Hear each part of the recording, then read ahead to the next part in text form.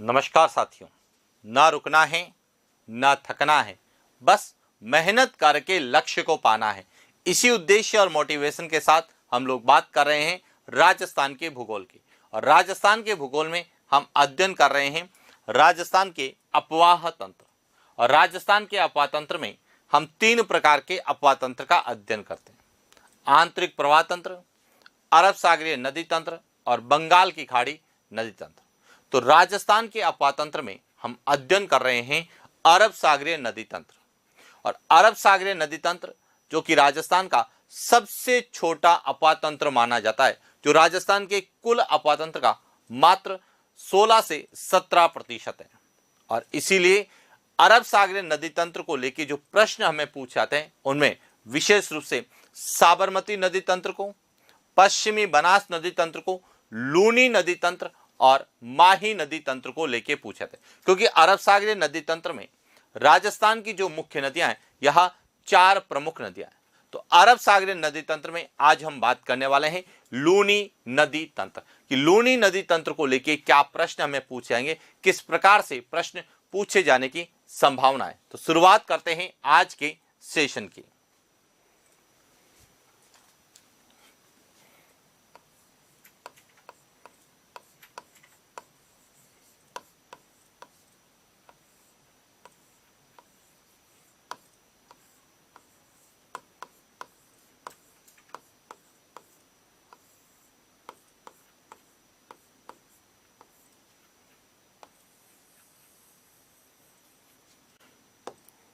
राजस्थान का अपवाह तंत्र में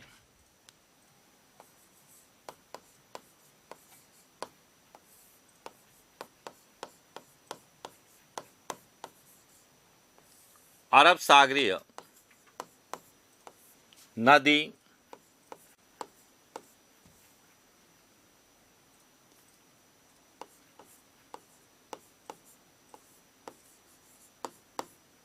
तंत्र की नदियां। और अरब सागरीय नदी तंत्र की नदियों में हम अध्ययन करने वाले हैं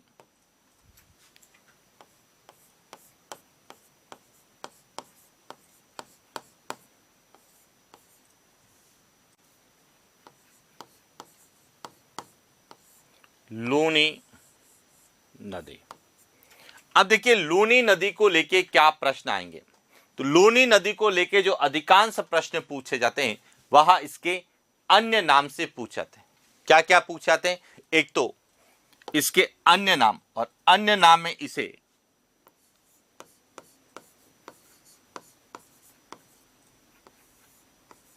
मारवाड़ की गंगा,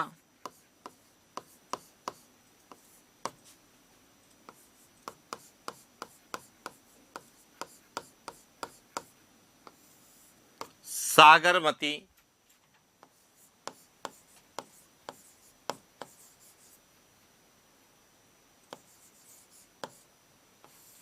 मरुदवृदा,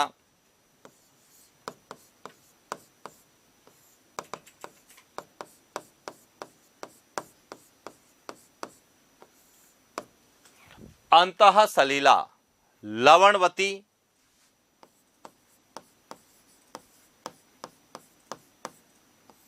और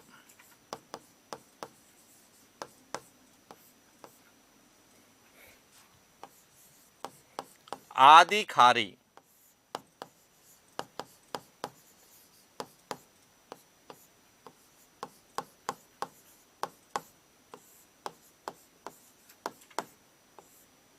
आदि मीठी नदी, यह सभी जो है यह इस लूनी नदी के क्या है? अन्य नाम है। कि लूनी नदी यह विशेष रूप से मारवाड़ क्षेत्र में जोधपुर के आसपास प्रवाहित होती है, इसलिए इसे मारवाड़ की गंगा कहते हैं। जब यह अजमेर से निकलती है तो इसे सागरमती के नाम से जानते हैं। वैदिक ग्रंथों में इसे मरुदवृदा कहा गया है। वहीं कालिदास ने अपनी रचना में इसे अंतः सलीला की संज्ञा दी। और इस नदी में लवण की मात्रा अन्य नदियों की अपेक्षा ज्यादा है, इसीलिए इसे लवणवती भी कहा जाता है।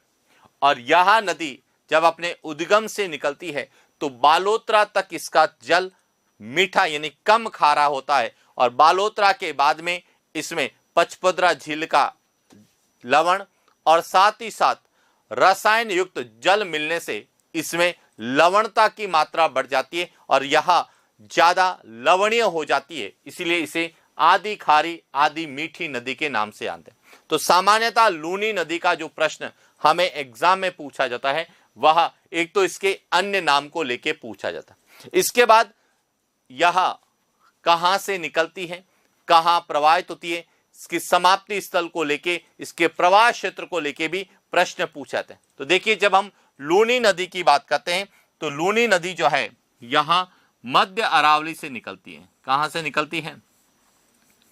यहां जो लूनी नदी है यहां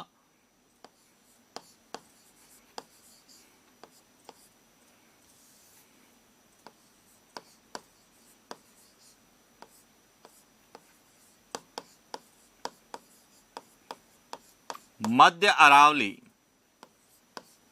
के नाग पहाड़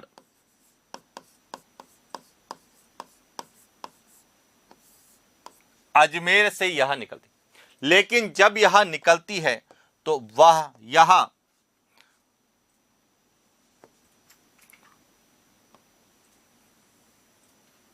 सागरमती के नाम से निकलती है और इसमें एक अन्य नदी आकर मिलती है और जिस स्थान पर मिलती है यह स्थान कहलाता है गोविंदगढ़, और गोविंदगढ़ के बाद में यह लूनी नदी इस तरह से प्रवाहित होती है।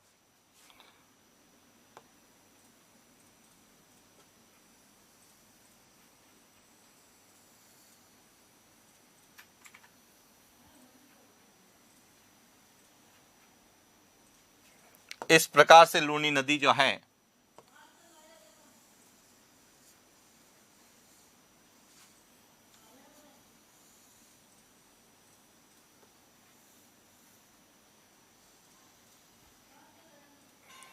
राजस्थान में, विशेष रूप से पश्चिमी राजस्थान मारवाड़ में बहती है, यानी कि यहां जो है यहां है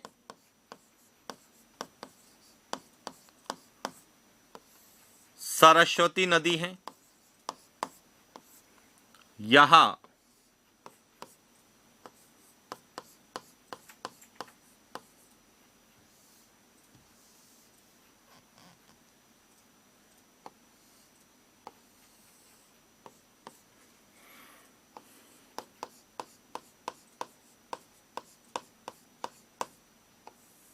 सागरमती है, और यह जो स्थान है यह स्थान है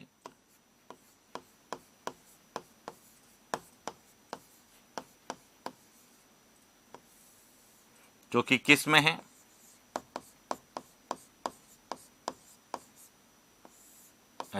इसके बाद यह लूनी के नाम से प्रवाहित है। तो अब इसका प्रवाह क्षेत्र जो है वह एक तो है अजमेर है,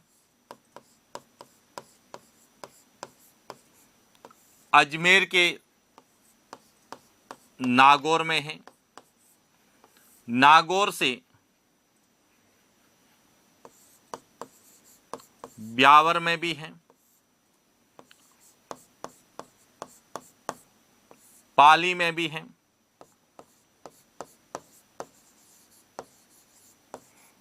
जोधपुर में भी है,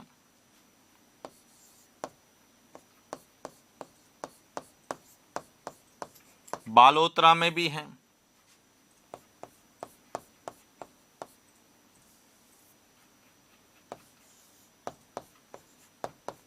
बाड़मेर में भी है,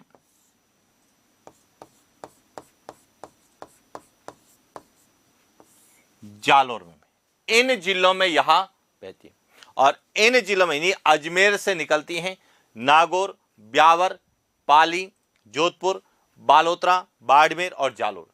इन जिलों में बहने के बाद यहां कहां जाके समाप्त होती हैं? तो यहां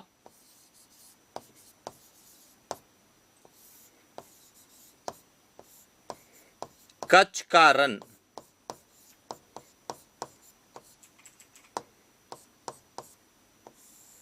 गुजरात में जाके यहां समुद्र। तो इस तरह से यहां लूनी नदी का पूरा क्या है, प्रवाह क्षेत्र। तो अब लूनी नदी को लेके क्या प्रश्न आते हैं, तो एक तो आता है अन्य नाम। अन्य नाम के बाद में इसका अगला प्रश्न आता है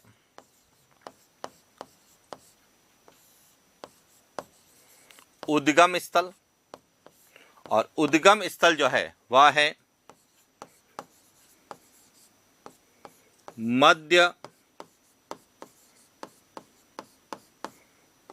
अरावली,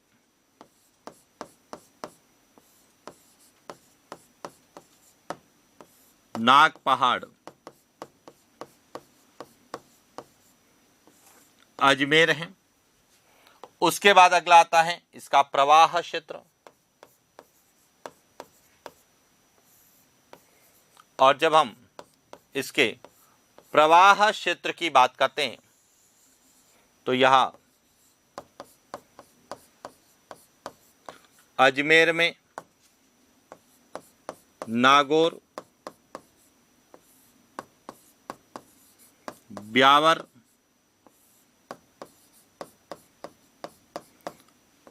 पाली, जोधपुर,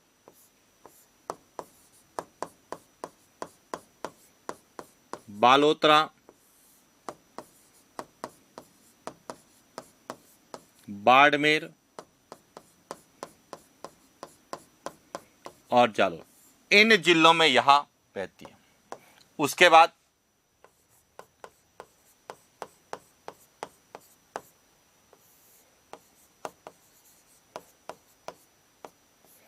समाप्ति स्थल। इसका समाप्ति स्थल जो है वह है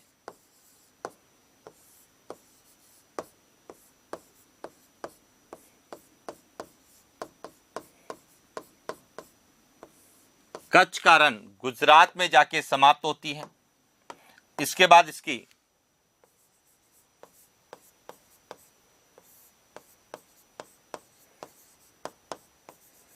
कुल लंबाई जो है वह 495 किलोमीटर है। और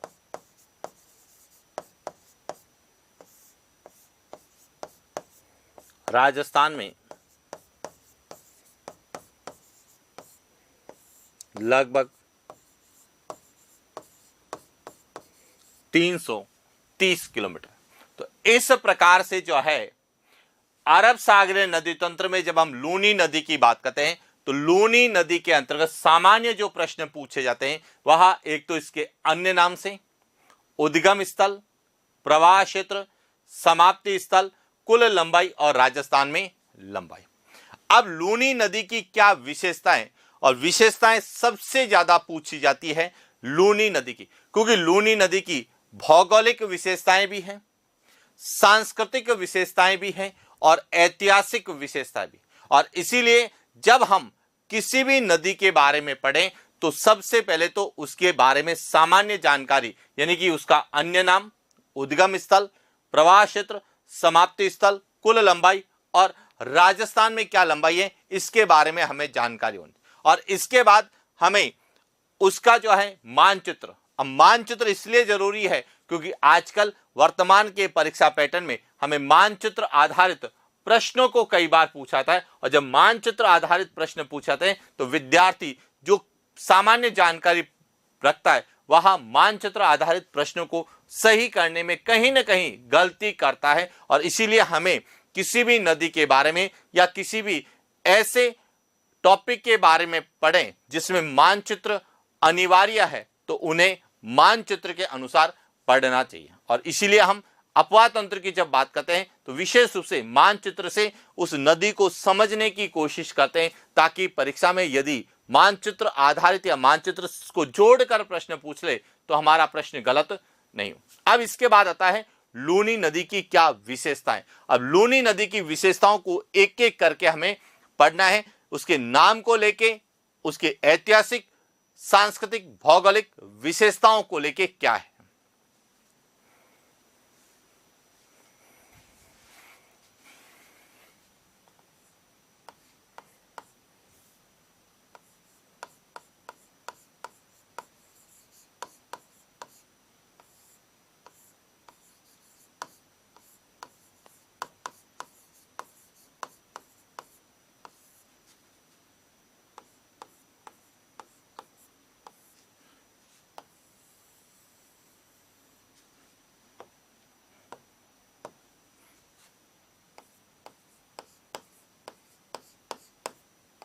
लूनी नदी की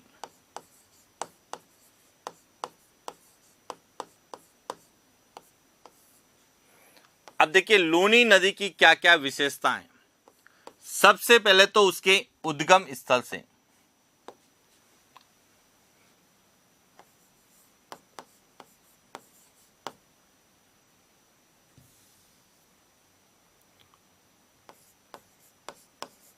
लूनी नदी को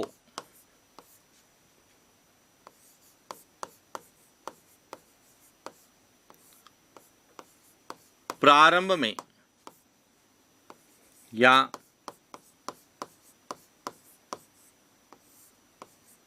अजमेर में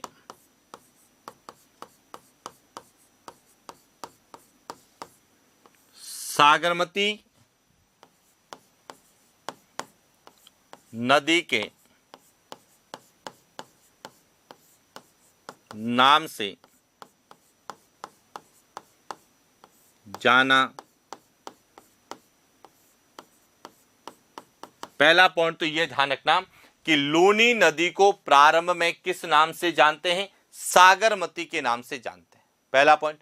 अब इसको लूनी नदी कहां कहा जाता है? तो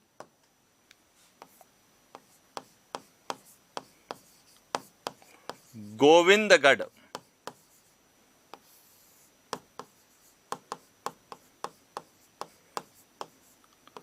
अजमेर में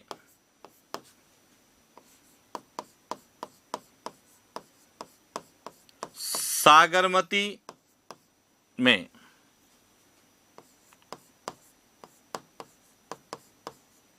सरस्वती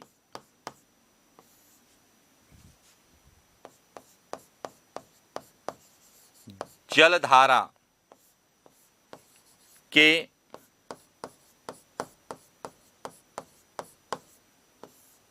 मिलने के पश्चात लूनी नदी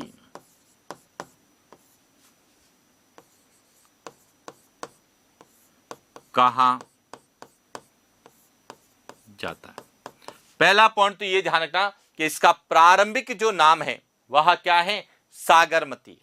लेकिन जब इस सागरमती में गोविंदगढ़ अजमेर में सरस्वती जलधारा आकर मिलती है तो इसे क्या कहा जाता है? इसे यानी कि सागरमती और सरस्वती की संयुक्त धारा लूनी नदी के नाम से जानी जाती है। तो यह ध्यान रखना, लूनी नदी का प्रारंभिक नाम या लूनी नदी को अजमेर में क्या कहा जाता है? सागरमती कहा जाता है।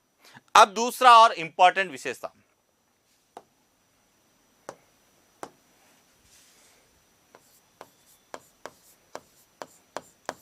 लूनी नदी पश्चिमी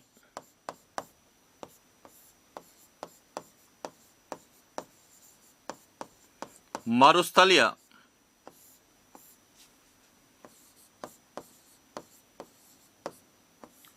प्रदेश की सबसे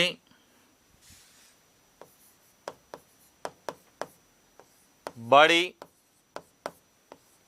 नदी है, जिसे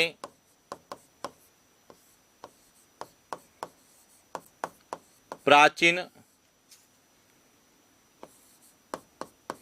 वैदिक या पौराणिक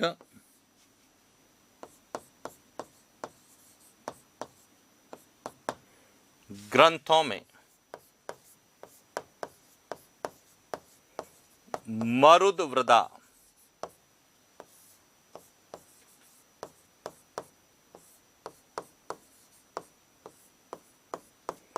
कहा गया कि यह जो नदी है, कौन सी? लूनी नदी, यह पश्चिमी मरुस्थलीय प्रदेश की सबसे बड़ी नदी है और इसीलिए इसे प्राचीन जो ग्रंथ हैं, जो पौराणिक ग्रंथ हैं, उसमें इसे क्या कहा गया है? मरुदवृदा कहा गया। इसके बाद तीसरी विशेषता है कि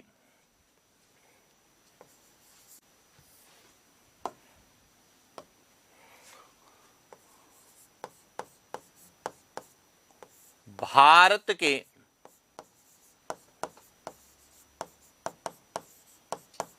शेक्सपियर के नाम से विख्यात महाकवि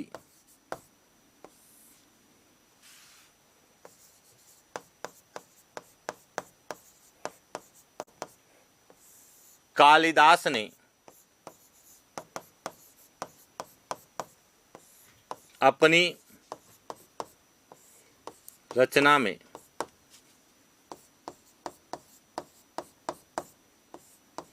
लूनी नदी को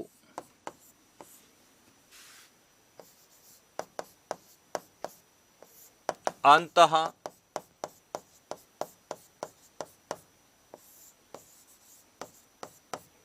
सलीला कहा। यह ध्यान रखना, कालिदास ने अपनी रचनाओं में लूनी नदी के लिए क्या नाम दिया? अंतः सलीला। और इसीलिए प्रश्न आता है कि अंतः सलीला किसने कहा? तो कालिदास ने कहा। मरुद्विजा किसमें कहा गया? वैदिक या पौराणिक ग्रंथों में कहा गया।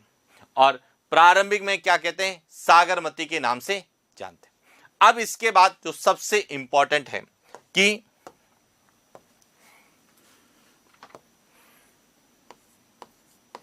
लूनी नदी का जल या लूनी नदी के जल में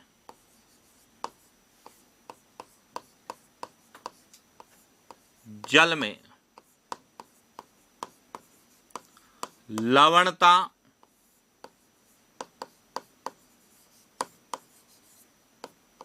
अधिक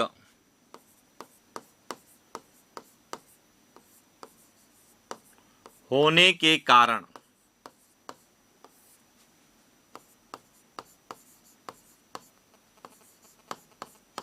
लवणवती नदी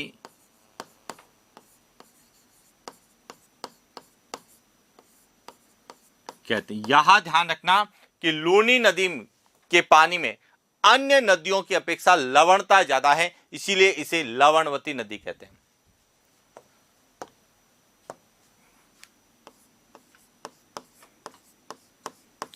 लूनी नदी का जल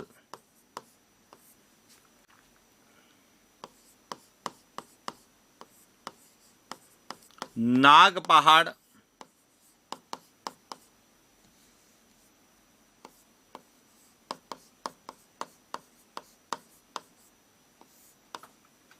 अजमेर से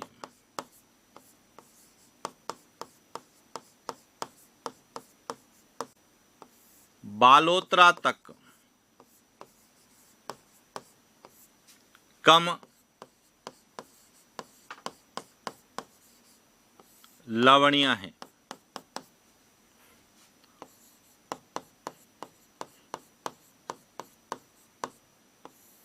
बालोतरा के समीप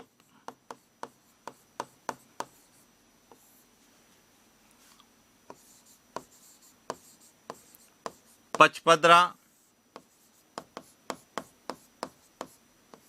झील का लवणीय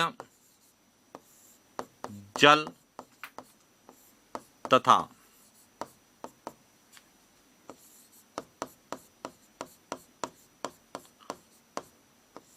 बालोतरा की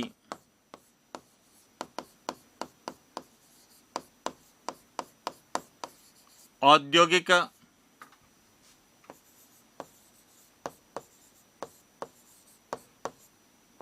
इकाइयों से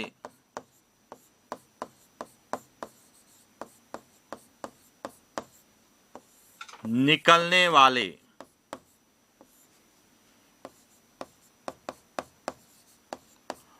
रसायन युक्त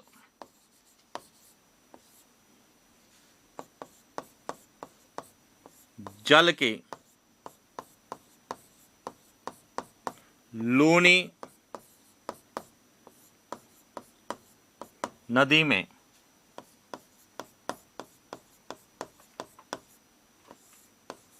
मिलने से जल अधिक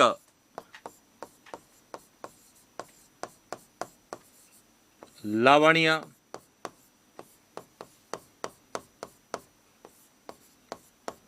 हो जाता है। इस कारण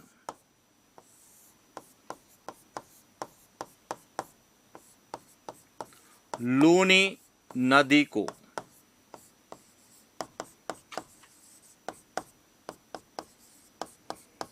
आदि खारी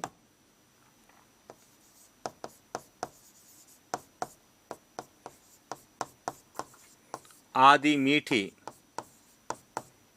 नदी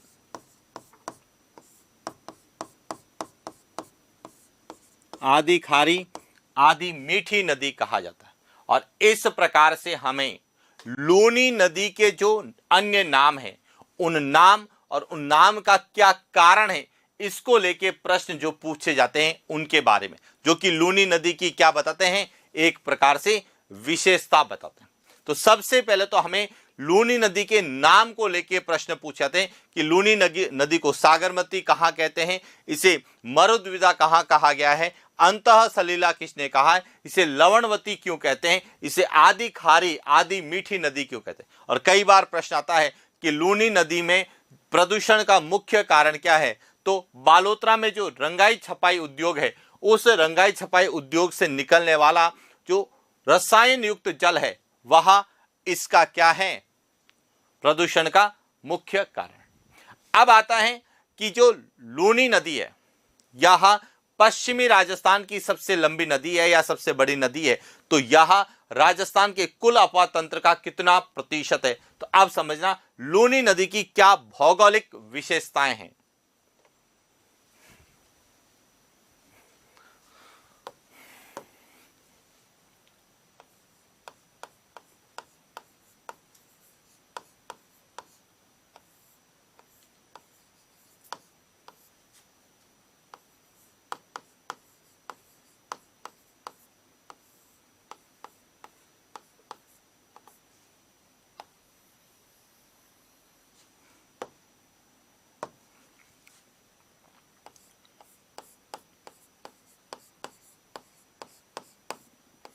लूनी नदी का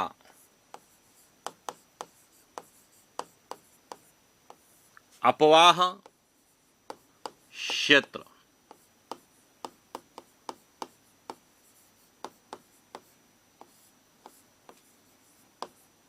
राजस्थान के कुल अपवाह क्षेत्र का लगभग 10.40% है। यहां ध्यान रखना कि लूनी नदी का जो अपवाह क्षेत्र है वह राजस्थान के कुल अपवाह क्षेत्र का लगभग 10.40% है। अब लूनी नदी जहां जहां बहती है उस क्षेत्र को गोडवाड़ प्रदेश कहते हैं।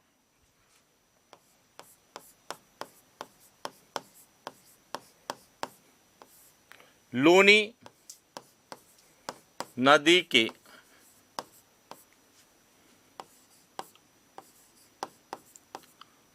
प्रवाह क्षेत्र, लूनी नदी के प्रवाह क्षेत्र या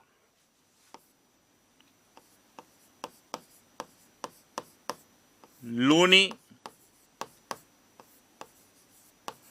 नदी के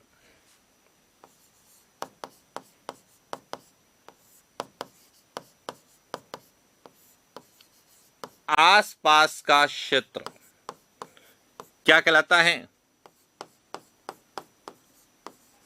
गोडवाड़ प्रदेश।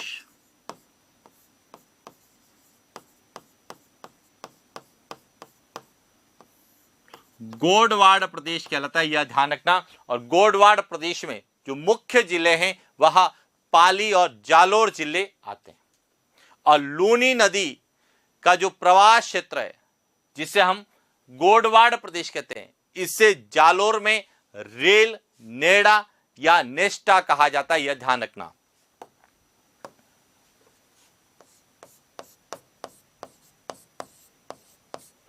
लूनी नदी के प्रवाह क्षेत्र को सांचौर डिस्ट्रिक्ट पूछे तो जालोर में रेल या नेड़ा कहां। अब देखिए, जब हम लूनी नदी की बात करते हैं तो लूनी नदी का जो प्रवाह क्षेत्र है, यानी लूनी नदी के आसपास पहले गौड़ जाति के राजपूतों का क्षेत्र अधिकार था, इसीलिए उसे गोडवाड़ प्रदेश कहा जाता है। और इसके बारे में हम जब पश्चिमी मरुस्थलीय प्रदेश पढ़ते हैं और पश्चिमी मरुस्थलीय प्रदेश का हम वर्गीकरण करते हैं तो उसमें अर्ध शुष्क प्रदेश के अंतर्गत गोडवाड़ प्रदेश के बारे में पढ़ते हैं। और हम पढ़ते भी हैं कि गोडवाड़ प्रदेश की मुख्य नदी कौन सी है, लूनी नदी है। लेकिन लूनी नदी के प्रवाह क्षेत्र को सांचौर और जालोर में क्या कहते हैं, रेल या नेड़ा कहते हैं। और रेल और नेड़ा यह वर्षा जल संरक्षण की क्या है, एक परंपरागत विधि है। और उस विधि के कारण इसके क्षेत्र को क्या कहा जाता है, नेड़ा कहा जाता है। कई जगह नेस्टा या नेठा भी मिलता है। तो अब ध्यान रखना यहां एक और इंपॉर्टेंट चीज कि नेड़ा, नेस्टा या नेहटा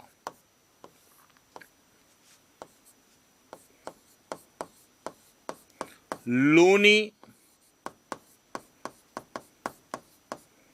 बेसिन में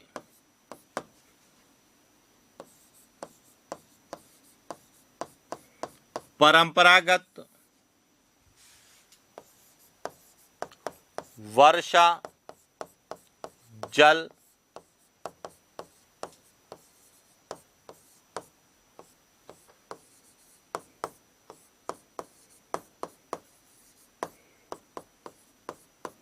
संरक्षण की विधि। यह भी ध्यान रखना कि लूनी नदी के जो प्रवाह क्षेत्र है उसको जालोर और सांचौर में नेड़ा भी कहते हैं। तो नेड़ा, जिसे नेस्टा या नेहटा भी कहा जाता है, यह एक तरह से लूनी बेसिन में परंपरागत जल संरक्षण की क्या है, विधि है। और इसीलिए हमें एग्जाम में कई बार प्रश्न पूछा जाता है, निम्नलिखित में से लूनी बेसिन में परंपरागत जल संरक्षण की विधि क्या कहलाती है। तो उसे नेड़ा भी कहते हैं, नेस्टा भी कहते हैं और नेहटा भी कहते हैं। और नेड़ा, नेस्टा, नेहटा, इसके बारे में हम विस्तार से अध्ययन करते हैं जब हम राजस्थान में जल संरक्षण की विधियों के रूप में बात करते हैं। तो इस प्रकार से हमें लूनी नदी की भौगोलिक विशेषता। अब लूनी नदी जहां जहां बहती है, क्योंकि लूनी नदी बरसाती नदी नहीं, सॉरी, बारहमासी नदी नहीं है, वर्षाती नदी है।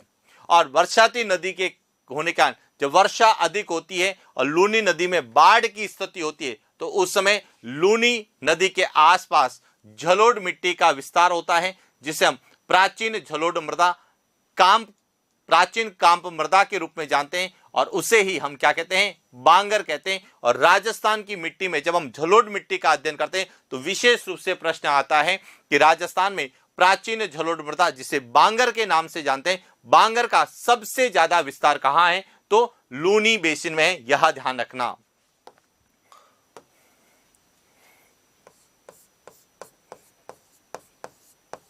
लूनी नदी के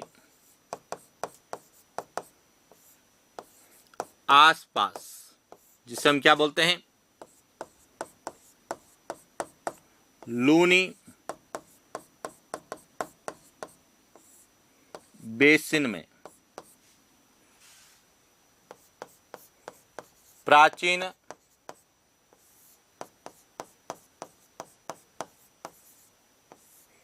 झलोड़ मृदा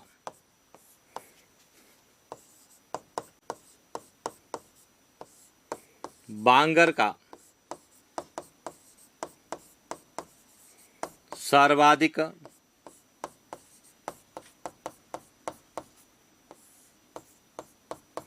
विस्तार है। कि लूनी नदी जहां बहती है, लूनी नदी के आसपास का क्षेत्र जो लूनी बेसिन कहलाता है, वहां पर प्राचीन जलोढ़ मृदा, जिसे हम क्या कहते हैं, बांगर का सबसे ज्यादा विस्तार है। लेकिन यदि कई बार आता है खादर का, तो देखिए ध्यान रखना, नवीन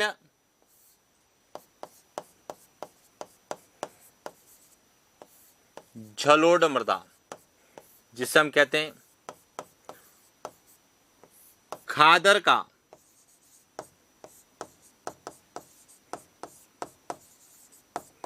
सर्वाधिक विस्तार।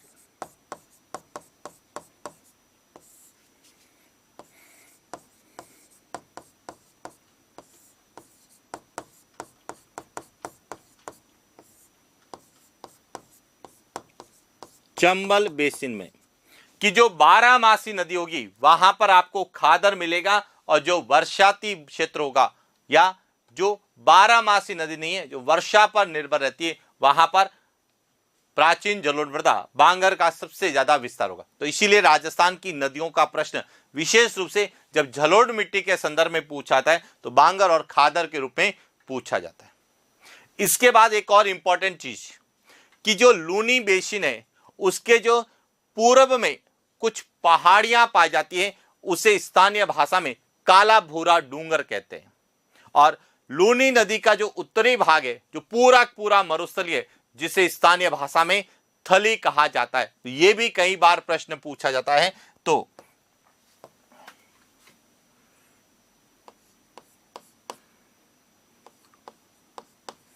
लूनी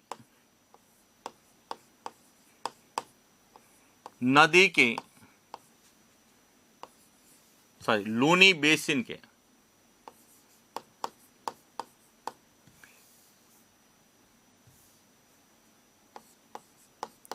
लूनी नदी बेसिन के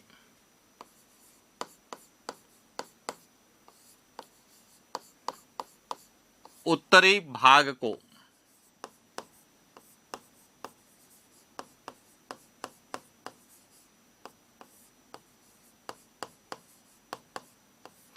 स्थानीय भाषा में थली कहा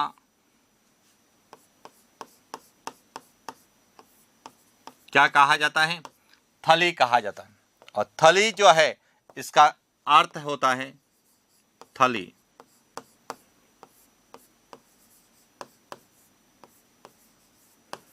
थार के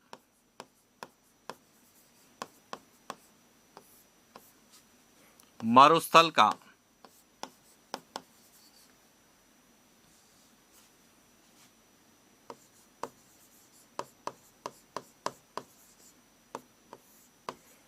थार के मरुस्थल को स्थानीय भाषा में क्या कहते हैं? थली।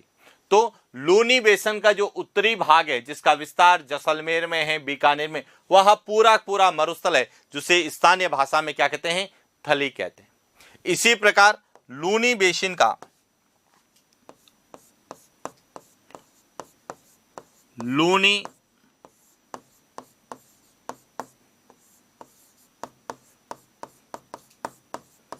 नदी बेसिन का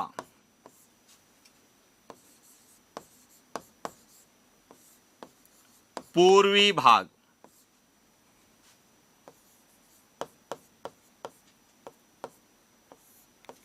काला भूरा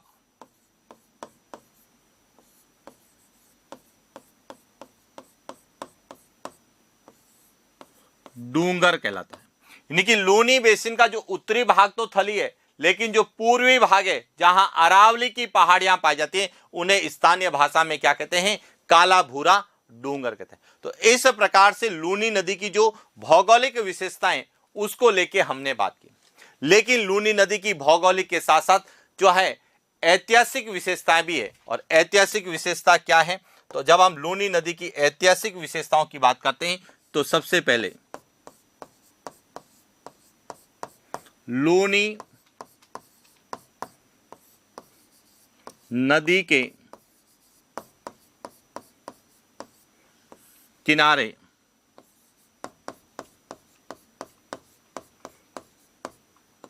बालोतरा में पाषाण कालीन स्थल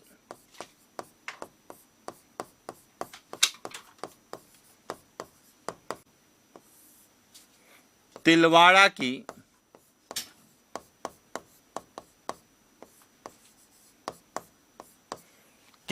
लूनी नदी के किनारे पाषाणकालीन सभ्यता का जो प्रमुख स्थल है तिलवाड़ा, जिसकी खोज बालोतरा में की गई।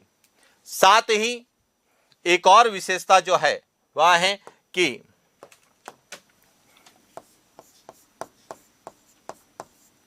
लूनी नदी के किनारे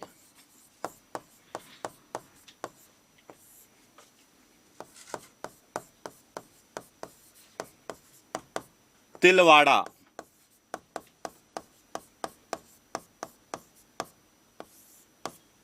बालोतरा में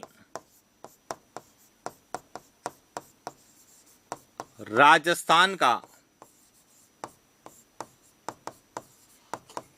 सबसे प्राचीन पशु मेला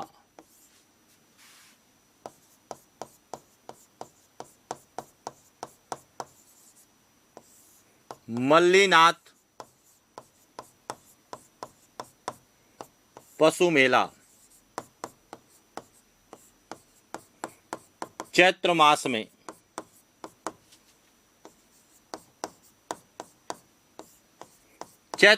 में यहां राजस्थान का सबसे प्राचीन पशु मेला भरता है, जो कि थारपारकर, कांकरेज और मालानी नस्ल के लिए जाना जाता है। तो जब हम राजस्थान की पशु संपदा पढ़ते हैं तो उसके अंतर्गत राजस्थान के पशु मेलों का आयोजन पढ़ते हैं और पशु मेलों के अंतर्गत हम मल्लीनाथ पशु मेले को पढ़ते हैं, जो राजस्थान का सबसे प्राचीन पशु मेला है, जो कि तिलवाड़ा बालोतरा में लूनी नदी के किनारे भरता है और यह थारपारकर, कांकरेज और मालानी नस्ल के लिए जाना जाता है। तो इस प्रकार से हमें लूनी नदी की जो भौगोलिक विशेषता है, लूनी नदी की जो ऐतिहासिक और सांस्कृतिक विशेषता है, इसको लेके जो प्रश्न पूछे जाने की संभावना है उसके बारे में हमने चर्चा की। इसके बाद आता है लूनी नदी से संबंधित परियोजनाएं। और लूनी नदी से संबंधित जब परियोजना की बात करते हैं तो लूनी नदी पर 2 बांध बनाए गए। कितने हैं? 2 बांध हैं, उन पर हम बात करते हैं।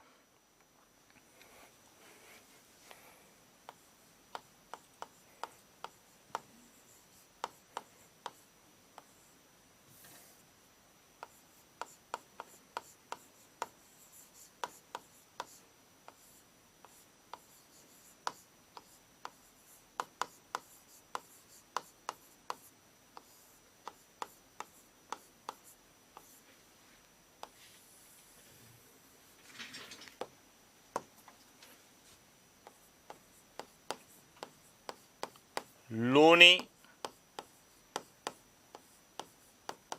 नदी से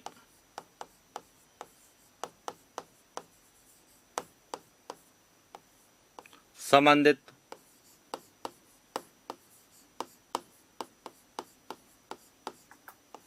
परियोजना कि लूनी नदी से संबंधित परियोजना का मतलब है कि लूनी नदी पर 2 बांध बनाए गए। कौन कौन से बांध हैं? सबसे पहला बांध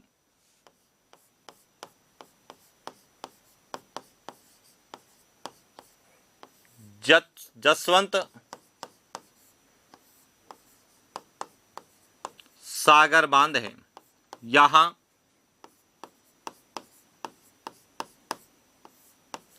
लूनी नदी पर है।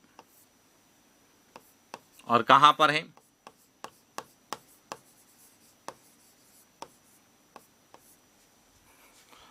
और इसके बारे में कहा जाता है कि लूनी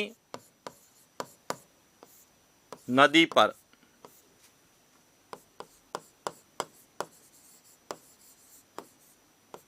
जोधपुर के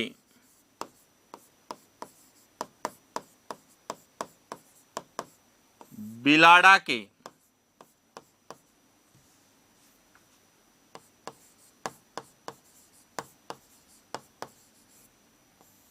पिचियाग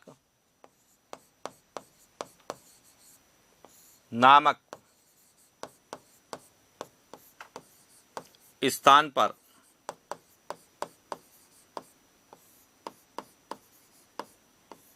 बनाया गया है।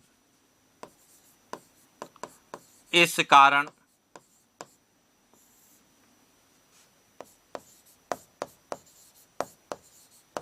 पिचियाग बांध भी कहा जाता है। ध्यान रखना, जसवंत सागर बांध को पिचियाग बांध के रूप में भी जानते हैं। और दूसरा जो बांध है वह है नाकोड़ा बांध।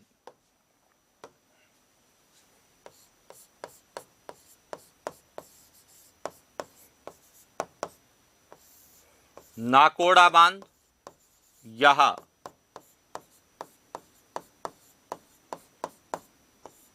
लूनी नदी पर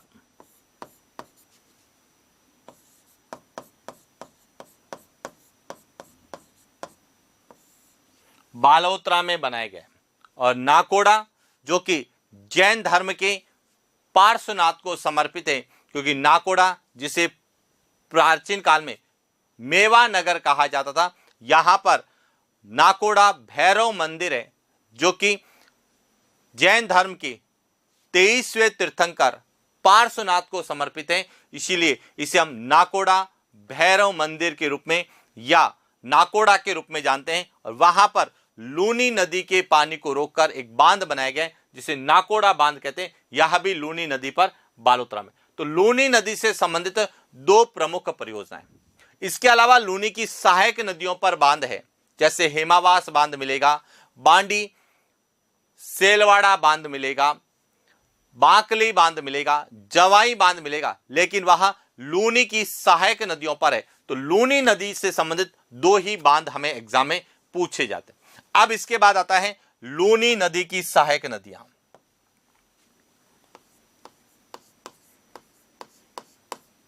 लूनी नदी की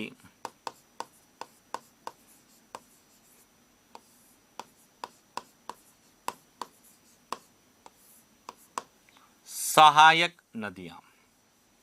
और जब हम लूनी की सहायक नदियों की बात करते हैं तो लूनी की सहायक नदियों में सबसे पहले एक तो है लीलनी नदी है, बांडी नदी है, मीठड़ी नदी है, जोजरी नदी है, सूकड़ी नदी है, जवाई नदी है। और यह सभी लूनी की सहायक नदियां हैं। और लूनी की सहायक नदियों में बांडी की एक सहायक नदी है गुहिया, जो कई बार लूनी नदी तंत्र से पूछी जाती है। इसी तरह से जवाई की एक दो सहायक नदियां हैं, एक तो है खारी और दूसरी है मथाई।